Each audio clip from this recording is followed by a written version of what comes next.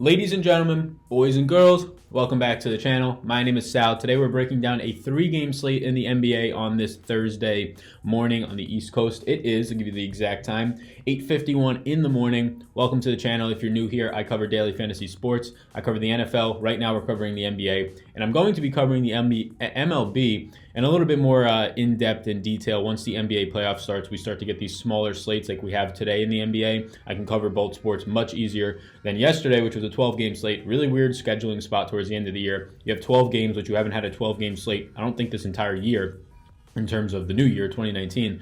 And then you have a 3-game slate after with only one team on a back-to-back. It is very interesting to me the way that was scheduled out. But yesterday was crazy. Yesterday, for some of you in the Discord that have been following, I had a very good day yesterday, something that could have been actually life-changing if Thabo Sefolosha had arms to shoot a basketball. I played in the 555, finished 13th, finished about 15 points or so, somewhere around there, 20 points or so off the lead. And that could have been completely in reach if Thabo Sefolosha doesn't go for 5 fantasy points, if he plays somewhat how he does all year and in his 23 minutes has the option or the ability against Phoenix in a pace-up spot with no favors, with no Crowder, to go for a 20 to 25 fantasy point game. I would expect that a good percentage of the time I get 5 points out of him, something that could have been life-changing in terms of student debt down the drain for the most part.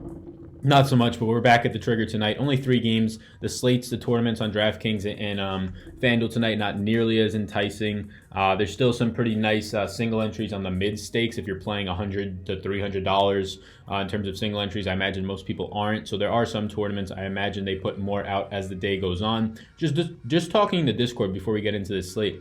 Talking about entries into tournaments. If you're playing only in the 20,000 to 40,000 entries, meaning people, for the big grand prizes, you're likely never going to win. We've already talked about it because you're not entering 150 lineups. But even if you were entering 150 lineups, that just doesn't automatically make you win. You could very easily have a net loss, and most people do if they don't know how to enter tournaments correctly.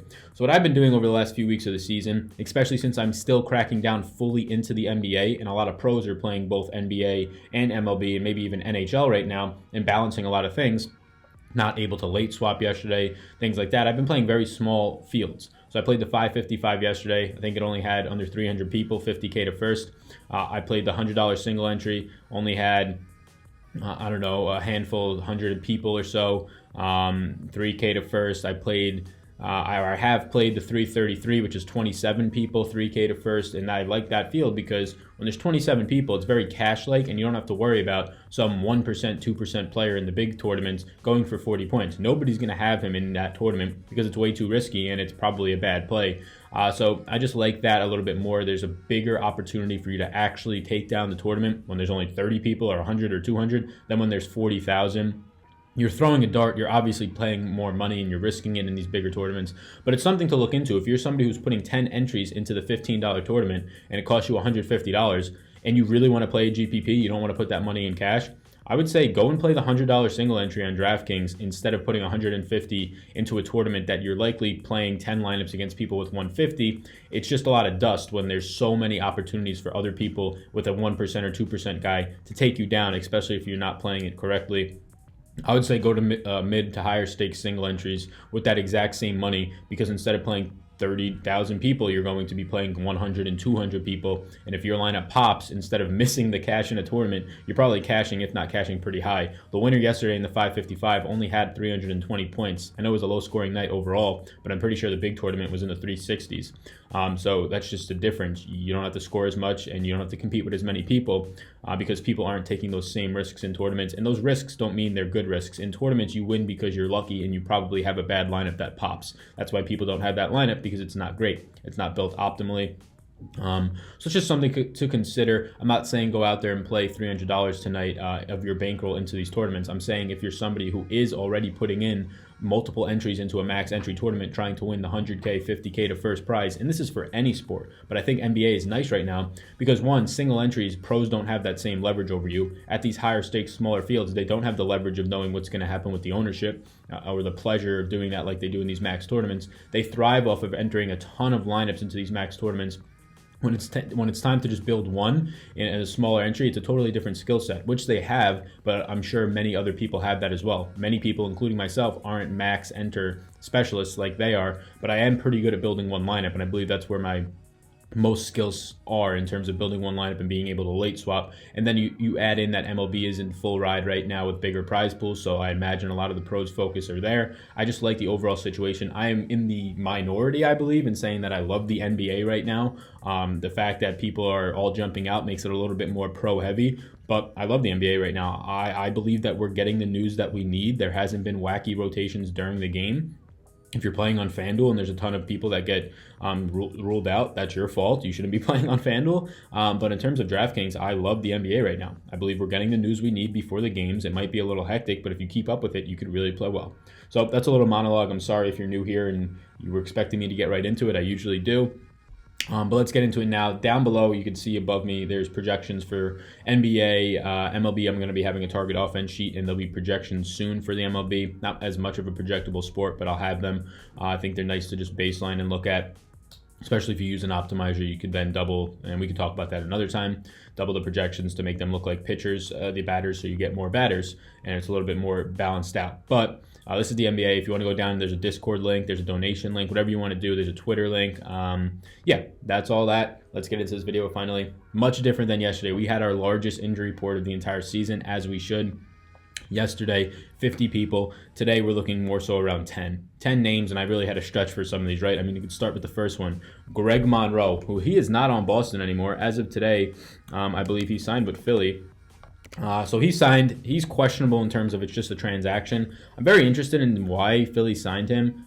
Maybe Boban or Amir got hurt yesterday, and I didn't see. I didn't really watch that game at all. Didn't have any pieces of it. I liked Ben Simmons, just didn't get there. I liked Luka for cheaper a little more, and that ended up working out.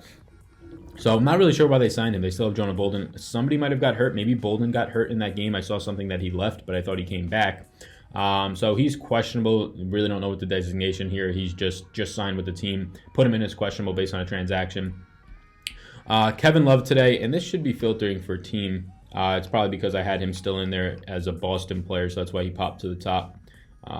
Little rhyme right there. So here we go. So Kevin Love is out. We already got that news. Matthew Dellavedova is still out with his concussion. So Matthew Dellavedova, we've been seeing Jordan Clarkson get pretty big minutes bumps. Some of that's due to blowouts, but he's been getting into the 30s a couple of times over the last few games. I have him projected right now for 30 minutes. And I do like that against the Sacramento big pace-up spot for Cleveland, as we'll see in a second.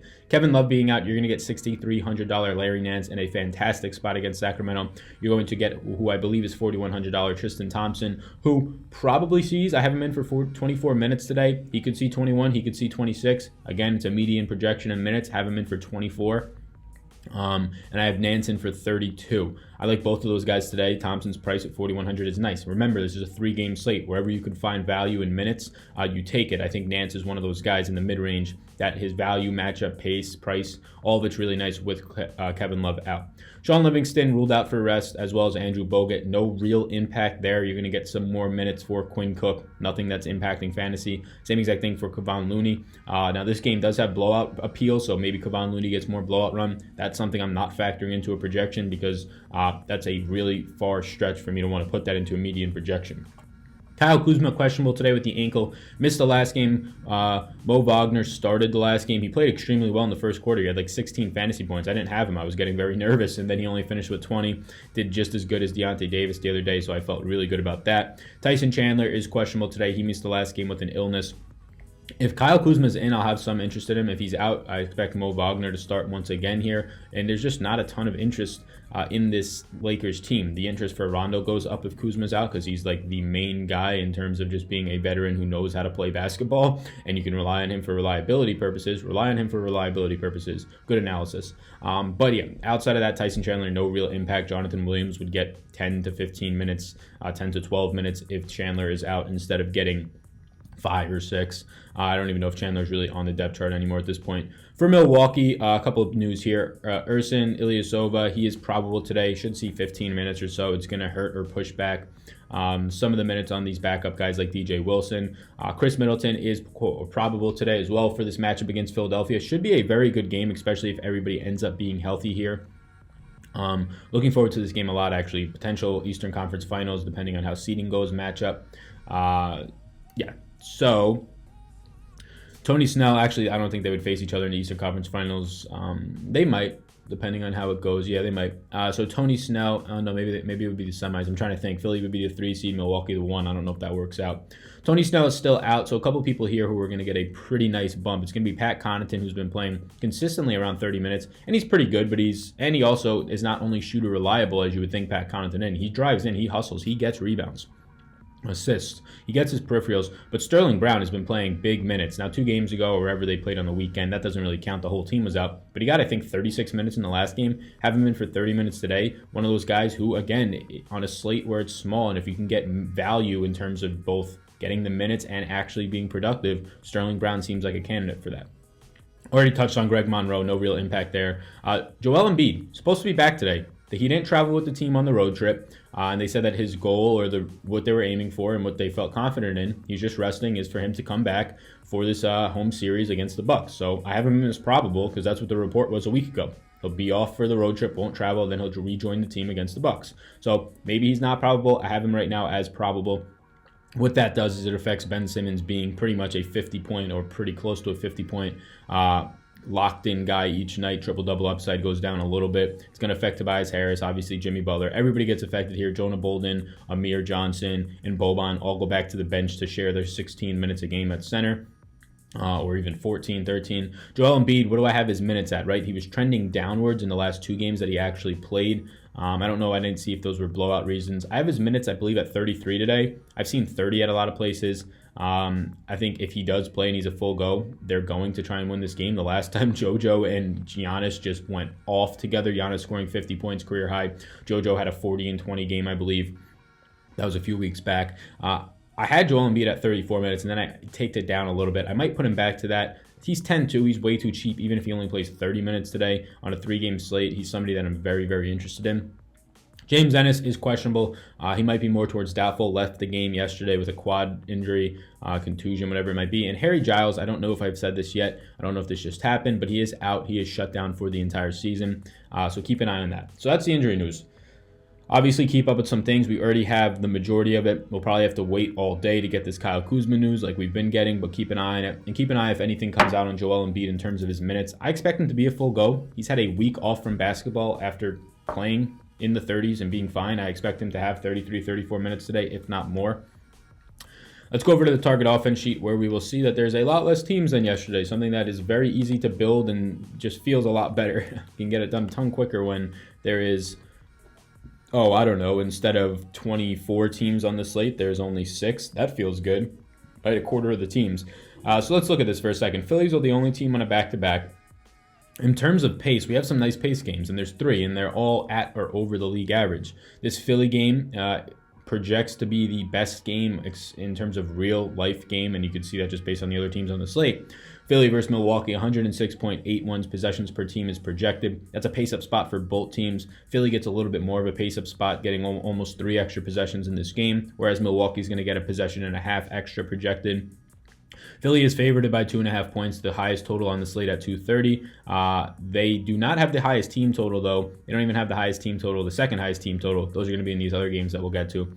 So let's look at Philly. Let's break this down, Philly and Milwaukee. So in terms of the Philly side, very interested in Joel Embiid at 10-2. On DK, that price tag is just a little bit too cheap for me, especially if he gets a full run and plays 34 minutes. I have Joel Embiid, I believe, projected somewhere around 54 fantasy points today at 33 minutes. You give him 34, you give him 35, that could very easily start to touch 60 fantasy points. On a 3-game slate, there's 3 guys today who I believe, in terms of pay-up options, you need to have one of them, and it would be very nice if you can somehow get the 2 of them. The pricing might be tough, though. The first one is Joel Embiid. The second one is on the opposite side in Giannis Antetokounmpo. Giannis is going to have the best matchup in this game in terms of going up against Tobias Harris for his individual matchup. Very good matchup in terms of the power forward spot overall on this slate, and he's Giannis. I really don't have to say much more about that. It is a faster-paced game. It is a game where I expect, if Giannis does indeed play today and does not rest, him to be a full go, fresh legs. I have him in for 34 minutes today. Philly side right now, it's really just Joel Embiid. If he's playing today, all I have interested in is Joel Embiid. A little bit of Ben Simmons based on his individual matchup. We're not Ben Simmons, Jimmy Butler. No real interest in Ben Simmons with the price up now. Jimmy Butler, a little bit. But let's just actually look at these price tags, because I don't know if I've looked at them too much yet. Ben Simmons at 91, no. Jimmy Butler at 7K, I could take that. So his price comes down $900. I imagine that's because Joel Embiid is back now, maybe a little bit to do with the matchup. So Jimmy Butler and Joel Embiid are my interests here. It's going to go Embiid by a wide margin, then Butler. On the opposite side with Milwaukee, look, Eric Bledsoe has been playing out of his mind. He's been playing incredible, but he gets a tough matchup with Ben Simmons, as does Ben Simmons getting a tough matchup with Eric Bledsoe today. No interest in either of them. Chris Middleton is probable today. No real interest there for me. I'm going to be interested in this game in Sterling Brown and Pat Connaughton and Giannis. No interest in Brook Lopez either. So it's going to be Giannis first. He's probably my favorite play in this entire game, but the price indicates that. Hard to get to, or maybe not hard to get to. I haven't built a lineup yet, but hard to get to and to get to Embiid. And then it's Sterling Brown and it's Pat Connaughton. We still have Tony Snell out. These guys are going to split minutes. Each of them can also play the three. They'll move around a little bit. Brown has been extremely productive as of late. Connaughton continues to get big minutes. I believe Brown is the cheaper one, so I'm going to rank him ahead of 4,400. I think it's only by $500. Pat Connaughton. And you can see Pat Connaughton's recent game logs in terms of just, he's playing big minutes, right? You can shoe him in since Tony Snell's been out for 30 minutes. And he's a guy, again, who's going to fly all around, get his rebounds, get his assists, and also score. He's not afraid to just step back and hit a three. He's not afraid to drive the ball either. That's what I like out of guys starting at the shooting guard position. A lot more than people who are just static. Sterling Brown, I just want to show his last game. He played 36 minutes. I just wanted to double check that. 36 minutes in a game where all the starters were pretty much in. Not as productive, though, with those minutes as he was the night before, where he was like the entire team. Hit what would have been the game winner if not for Trae Young hitting the game winner. So that's where I'm at in that game. Only 5 guys really draw interest for me. In terms of where you should game stack, this is a very good game to game stack. The last time it was an extremely beneficial game to game stack. It is a 3-game slate. You're going to probably naturally game stack games, in meaning having 5 guys from a game or 4 guys more often because there's just less players to choose from. I would say these are the slates, and these are the slates where you want to game stack. The most attractive game on the entire slate is this Philly-Milwaukee game, just because it looks to stay competitive, has the highest total and the highest pace. It's an obvious game stack spot. You can do it for any of these games, though, in my opinion. Moving on to Sacramento and Cleveland. So this is a huge pace-up spot for Cleveland. They're going to be gaining over 3 possessions in this game. It is a big pace-down spot for Sacramento. Cleveland plays at a below 100 pace possessions per game. That's 3.5 less than the league average. Extremely slow. Sacramento plays 3 possessions above the league average. So each team is going to gain and lose 3 possessions here. Bad spot for Sacramento in terms of that, in terms of the pace, but an extremely beneficial spot in terms of the defense. With Kevin Love out, that only gets better. They have a great matchup all around, starting with a guy whose price is down in De'Aaron Fox. Hard not to like him against Colin Sexton, who's going to be out there for 35, 36 minutes, probably all of Fox's minutes. Sexton cannot guard De'Aaron Fox. I like De'Aaron Fox at 7,200, and this is a spot where I would much rather have De'Aaron Fox today, a point guard against the Cavs, than even in a better overall game environment, Jimmy Butler for $7,000. So De'Aaron Fox I do like today. I also like Bogdan Bogdanovic. He's 5,500. The price has come up. With Marvin Bagley back, he went down to 26 minutes after seeing 30 in 3 out of 4 games. If Bielitsa and Bagley are in, I imagine Bogdan's minutes are just going to fall down a little bit, and I haven't projected today. Once again, I think I haven't projected for 27 today or 28. So not a ton of dire interest there. I would rather save the money off of the 5,500 and go to Pat Connaughton or Sterling Brown, while I'll see similar minutes and probably similar production just based on the roles that they'll be playing. So really just interest on the Sacramento side in De'Aaron Fox, and then when we get to the bigs, I have some pretty big interest in them. No Kevin Love today. I have interest in $6,400 Marvin Bagley. I have him projected for 29 minutes today. His price has come down to a point where I love it. Willie Cauley-Stein. There's no Harry Giles on the year. Kufos is going to be playing his 13 minutes or so. Bagley might take Cauley-Stein's minutes at the 5, which is concerning. But he's been playing 30 minutes a little bit more as of late over the last week. Don't look until the last game. That was a huge blowout. His price is extremely cheap. Has a very good matchup here. If you can fit him in, I like it. In terms of ranking this Sacramento team, number 1 for me, it's going to be De'Aaron Fox for interest. Number 2, it's going to be Bagley. Number 3, it'll be Cauley-Stein. In terms of Buddy Hield, his price is down as well. I'm not against Buddy Hield, but those would be my top 3 from the Sacramento side. Cleveland side of the ball, no Kevin Love means I have a fair amount of interest here. Look, you have big minutes being played from Jordan Clarkson backing up or getting bigger minutes because Matthew Dellavedova is not out there backing up, coming off the bench in the second unit. I believe $5,700. That's not terrible. But on a 3-game slate, I'd rather stick to the starters and the guys who are going to get me 35-plus minutes. Colin Sexton's been playing huge minutes. Look, he's not one of my first options on this team, but at $6,200, he's been playing 40, 39, 38 minutes as of late. His 35 and 36 were attractive, but if you're going to give me 38, 39 of a starting point guard in a huge pace-up spot against Sacramento and De'Aaron Fox, who is no great defender in his own right, it's definitely attractive. But he's not my favorite play in this game, or my favorite play on the Cleveland side. That would be Larry Nance Jr. He's going to probably be the most popular guy in the slate. He's $6,300. He's going to see 32-plus minutes, or right around 32 minutes. Going up against Sacramento, huge pace-up spot. It's hard for me not to like Larry Nance here. Power forward eligibility. Tristan Thompson, he's iffy. He can get 20 minutes today. He can go for 24. He can go for 28 minutes, and I wouldn't be shocked at any of those outcomes. He's $4,100. I think he offers very good value. Especially if you're going to stack this game, he makes it very easy to do so. This is a game that you can also stack, and I think that there's no reason not to stack it. The spread might scare you, but the total's right there with the Philly game. The pace is at league average. I'm not scared of that. So Sacramento side, it's De'Aaron Fox, it's Marvin Bagley, and then sprinkle in your Willie Cauley-Stein, sprinkle in your Buddy Hields if you want. Cleveland side, I'd rank it for me. And I should finish talking about them. But Cedi Osman I also like a lot. So whenever Kevin Love's out, Cedi Osman's shooting productivity in terms of more shots goes up. His field goal percentage actually goes up, but that's not anything to do with Kevin Love. But his shooting goes up a little bit more, and he controls the ball a little bit more on offense. So in terms of ranking Cleveland side, it's going to be Larry Nance Jr. number 1 for me. Number 2, Cedi Osman. 3, Colin Sexton, and 4. Well, we'll go 3, Tristan Thompson, and 4, Colin Sexton. But they're all pretty close in that 2, 3, and 4 spot. Larry Nance above the rest by far. Sexton, I just can't get away from the minutes. He's 6,200, which is not attractive. Larry Nance is 63, and I'd rather have Nance all day. But Sexton hasn't had a ceiling game in a while. And if he's going to be getting a projection of 36 to 37 minutes today with 40-minute upside in a pace-up spot, it's hard not to like that. There's a lot of pieces from Cleveland. It's disgusting to want to like that, but on a 3-game slate, there's a ton of pieces from Cleveland that I like. 4 of them, and if you even want to go to Jordan Clarkson a little bit, you can. Let's finish it up with this Lakers and Golden State game. Just tough spot to ever want to play the Lakers. Their pace is very similar to Philadelphia's, 106.21 per team. Golden State is favored by 13 here. This should be an absolute massacre, I would imagine. But the Lakers just played OKC good enough, or good enough for Russell Westbrook to go for a 20-20-20 game, right? So it's tough to really see where this game might go. It's dangerous to stack this game due to the spread, but if you do want to stack it, it'll probably be the least stacked game due to that spread and just due to the viable players on the Lakers side of the ball. So for LA, I'm interested in Kuzma if he plays. He's only $6,000, small forward eligibility. He would start at the power forward spot, so you get a guy closer to the rim, another guy in your lineup. You can put at the small forward spot, which is always beneficial. Both of these teams play extremely fast. The total for this game is projected to be 227. Golden State has the highest implied team total at 120. It's just tough for me. So the Lakers side of the ball, Rondo's 6'6". If Kuzma's out, I get a little bit of interest there. But I think there's so many better options. I'd rather have Colin Sexton at 62, save $400 in a pace-up spot for Sexton with probably a better matchup and most likely going to be playing at least on average 5 more minutes than Rondo does tonight. For the Lakers, you can go right back to Lance Stevenson. I'm fine with that. He got in foul trouble. He was just being an idiot going up against Russ in the last game. 5 fouls in like the second or third quarter. You can go right back to him in terms of value. Moritz Wagner, Mo Wagner.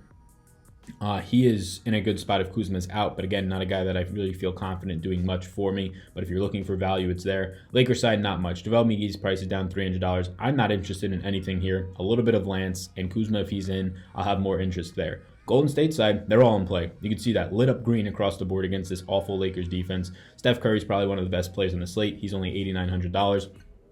If these guys get their run, and if they just get 30 minutes or so, they should all have great games. Steph Curry in the spot to have the best game. One of the worst teams right there with the Hawks, pretty much 1A, 1B in terms of guarding the point guard position. Curry's in a great spot. Klay Thompson's price is now down to $6,100. I see no reason why he's not in an absolutely great smash spot. Every single player here of this starting 5 for the Warriors is in a beautiful spot. They all are priced decently. KD would probably be the one I want the least just based on recent performance and just based on the actual matchup. Boogie Cousins is in a fantastic spot today as well. Will he play 30 minutes again, or will he get bumped down to 25? Will he rest today? Who knows? This is a spot where I can very well see these players resting, and we might get some of that news. Might throw the slate off a little bit. In terms of ranking the Warriors today, it's going to be, I was about to put Steph 1, but Klay's price is very enticing. I'm going to put Steph Curry 1, Klay Thompson 2, Boogie Cousins 3, Cousins 4, and KD 5. I have a lot of interest in Steph. He was one of the guys that I was talking about with Embiid, with Giannis, and then it's Steph in terms of the 3 best pay-up options on this slate, in my opinion, and trying to get to 2 of them if possible on a 3-game slate. Stacking this game is dangerous because who do you run it back with? I guess you can run it back with Rondo and Kuzma if Kuzma's in. They would probably be the guys keeping it close.